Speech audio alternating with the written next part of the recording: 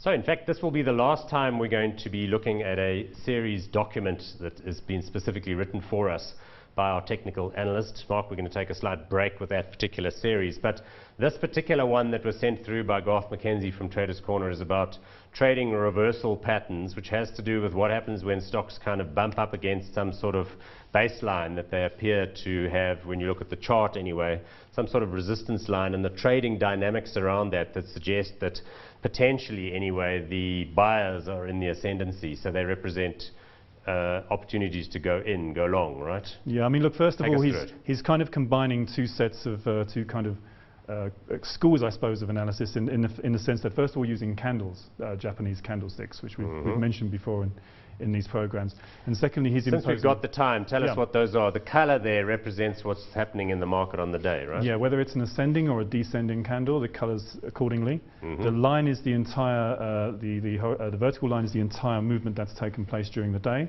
and the actual kind of candle itself is the range between the open and the close price in that time period. So each one represents one distinct time period a day, I think, in terms of this analysis. There's a lot of different and varied kind of patterns.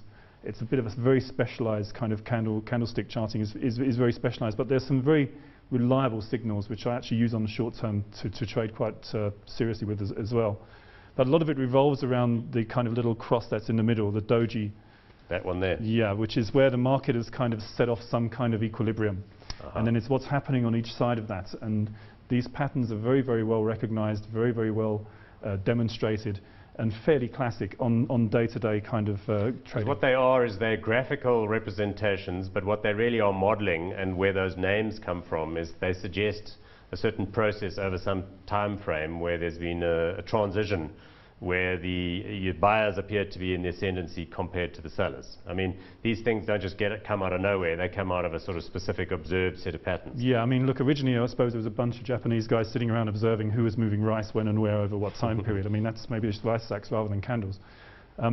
But you often find the ones that I like are not so much the star reversals, but it's the engulfing kind of candle situation where you get ranges from 1 hour to another, or from one day to another, that are larger than the previous range, where you can see... there we go, engulfing candle. Exactly, where you can see the... By the way, I was told by Garth that I wasn't allowed to make jokes about these names, right? So I'm going to refrain from that.